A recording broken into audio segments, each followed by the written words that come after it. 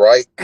Shalom, shalom. First and foremost, we'd like to give all praise, honor, glory to Yahawah, YAHAWAH, BAHASHAM, BAHASHAM, YAHAWASHI, Yahawah, BAHASHAM, YAHAWAH. Rakak. Double honor to the elders and the apostles of Great Millstone that taught us his truth, and salutations to the hopeful elect that's around the four corners of the globe.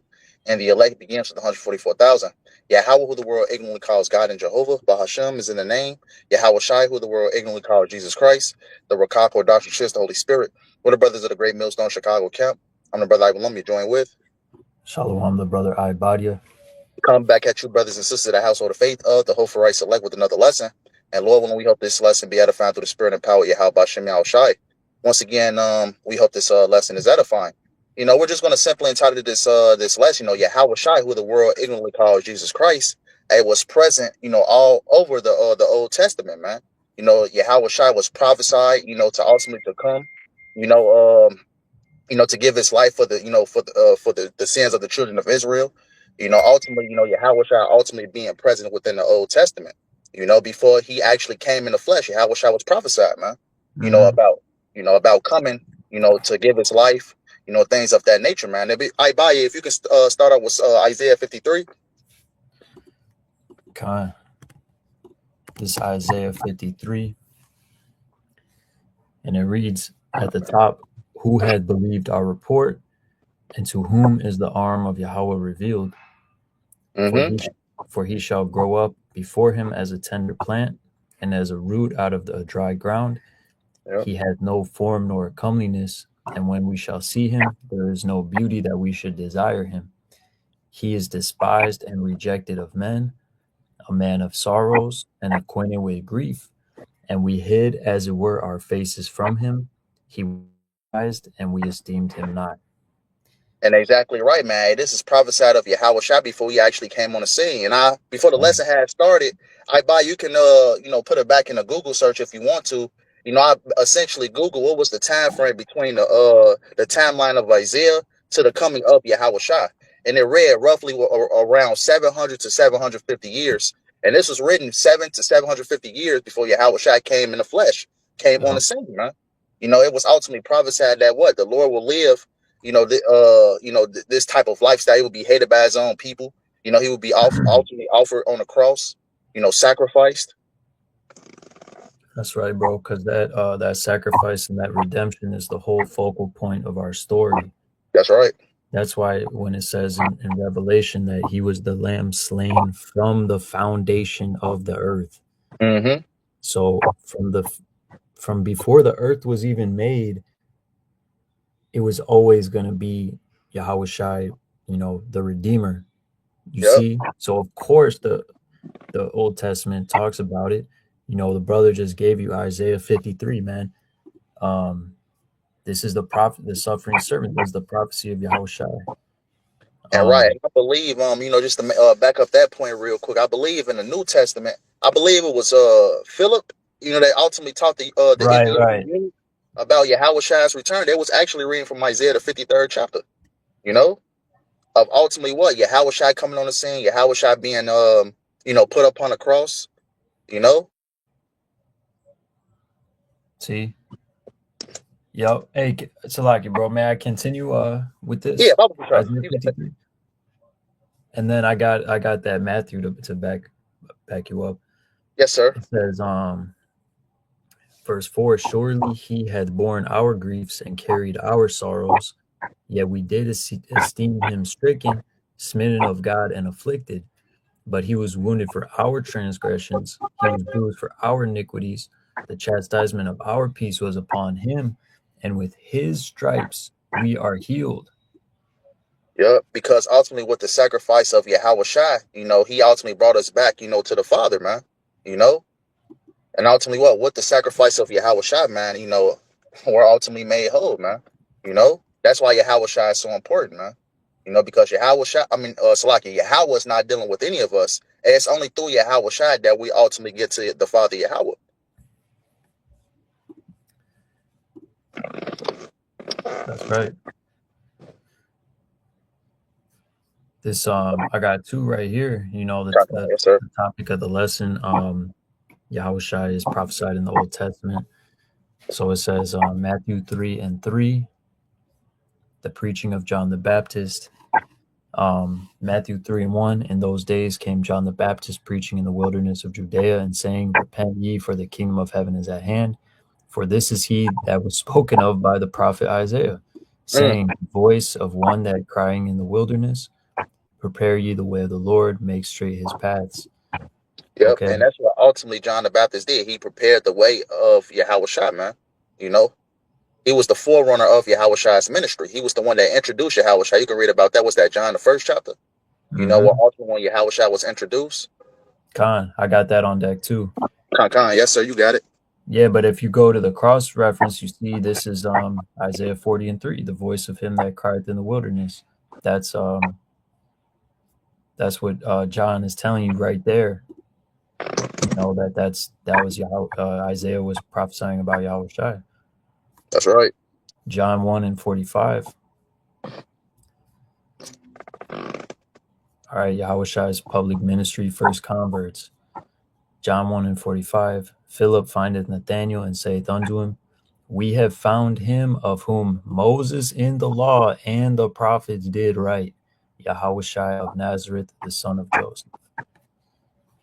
Yeah, Khan. And ultimately that Isaiah we read, you know, Yahawashi, even going back, you know, even before Isaiah, man. You know, but during the time of Isaiah, you know, prophesied Yahawashi was going to come on the scene 7 to 750 years before Yahawashi actually came in the flesh, man. You know? You can grab me another one, brother. I believe it's one in get Psalms these two are together real nice. Get Psalms 2 and 12 real quick. Oh yeah. That's perfect. Kiss the Son, yep. Psalms 2 and 12. Kiss the Son, lest he be angry, and ye perish from the way, when his wrath is kindled but a little. Blessed are all they that put their trust in him. And right, who is the son of Yahweh? Yahawashi, man. He said, kiss the son, lest he be angry. So we're ultimately to obey Yahawashi because ultimately what? Yahweh gave everything to Yahawashi. I believe it talks about that in Colossians. You know how everything was ultimately given to Yahawashi, man? So it says what? Kiss the son, lest he be angry, man. And this is all the way back in the Psalms, man. You know? All the way back, even before Isaiah came on the scene, man. You know? Kiss the son, lest he be angry. You can grab, what's that, Exodus 23? The Lord ultimately had the angel chart. Let me see. I got it. Con. You know, just to back up that Psalms. Yeah, man. Exodus 23. Hang on, I just want to put this before I forget. Proverbs 30. Yes, sir. But it says Exodus 23 and 20, conquest of the land.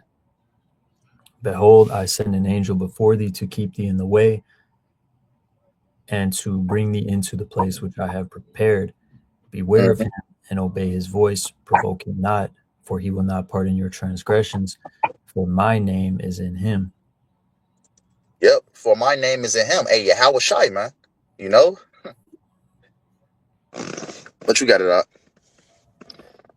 Yeah, no, that's it. Meaning, I and the Father are one, so his reputation is in him.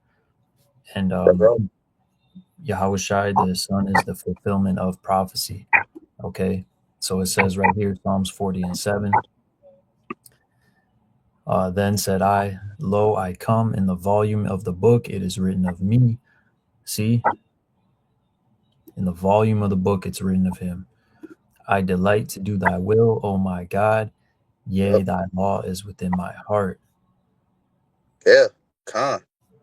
You know, ultimately talking about Yahawashi because you know, during the time of the Exodus, you know, when ultimately what the children of Israel, was, delivered from the, the land of Egypt, ultimately through Moses, ultimately what, Yahweh ultimately had the angel ultimately to guide them, man.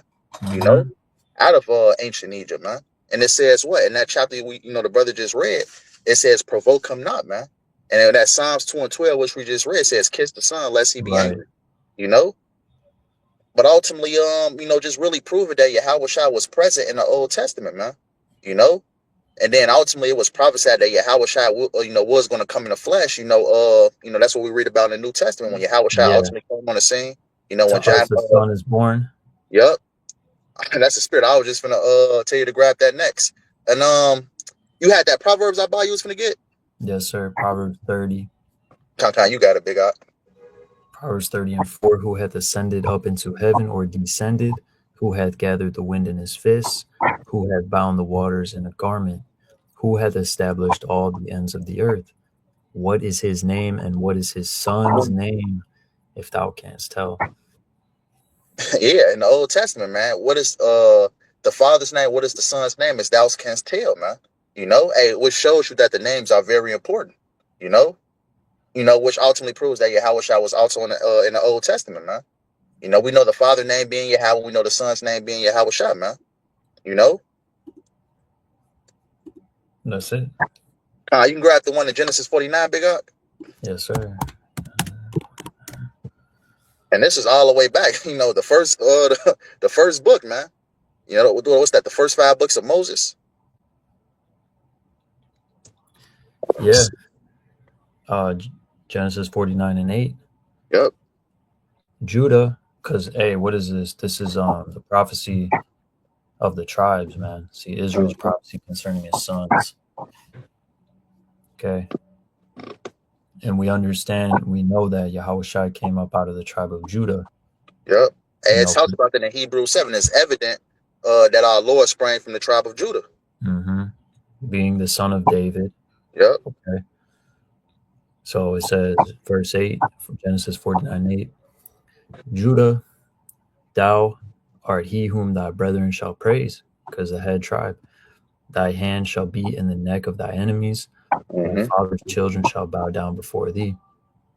Judah is a lion's whelp. From the prey, my son, thou art gone up. He stooped down, he couched as a lion, and as an old lion, who shall rouse him up? And we know who is going to ultimately rise up the tribe of Judah is, the Most High Yahawah. Yahweh BAHASHAM Yahawashi is going to ultimately, it's because it ultimately starts with Judah. And ultimately, when Judah rises up, the rest of the tribes is going to rise up with Judah, man. That's right. The 10th of Judah first. Judah. Yep. And then here's the point, talking about Yahawashi right here. Verse 10, the scepter shall not depart from Judah, nor a lawgiver from between his feet until Shiloh come, and unto him shall be the gathering of the people. Right. Real and quick to Shiloh. Yeah. Now you got it. I'm going to say that one point after you get that, by Salakia.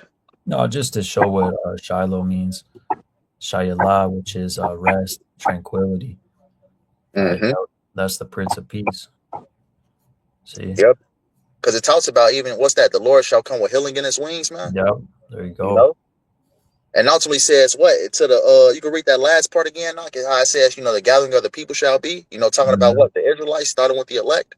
Yep, Genesis 49:10, the scepter shall not depart from Judah, nor a lawgiver from between his feet, until Shiloh come, and unto him shall be the gathering of the people be.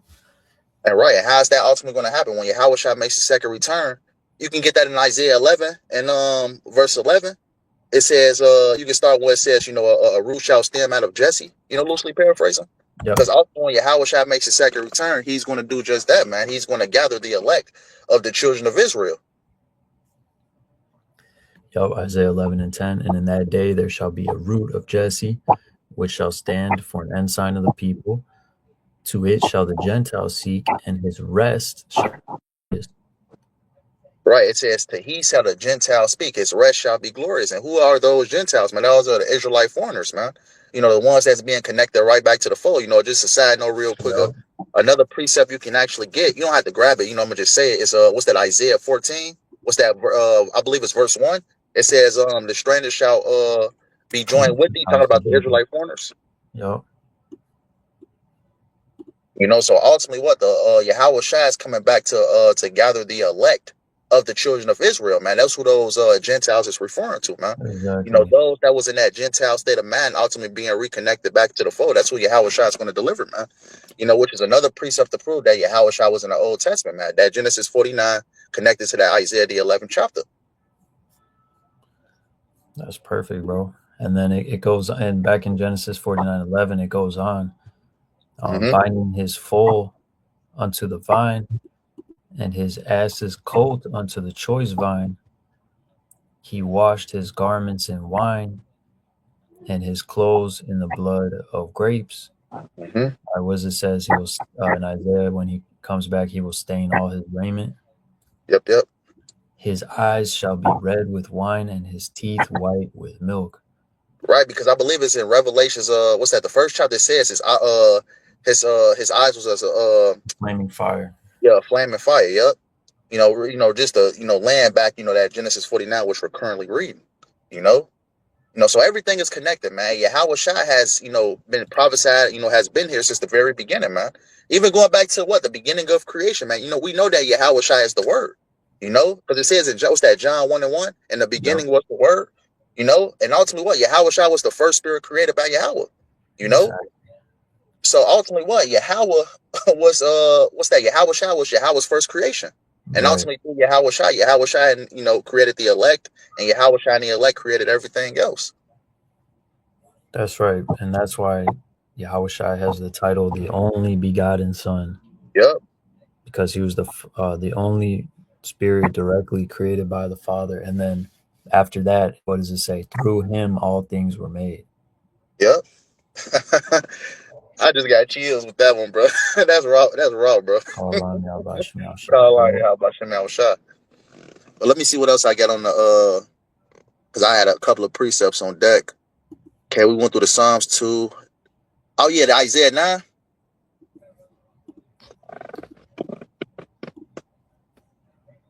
I think like around like verses 5 or 6. Oh yeah, verse 6, Isaiah 9:6. For unto us a child is born, unto us a son is given, and the government shall be upon his shoulder. Yep, That's the throne of David. that's right. That's And Israel ruling on the earth forever. That's the yep, kingdom that will not be taken down.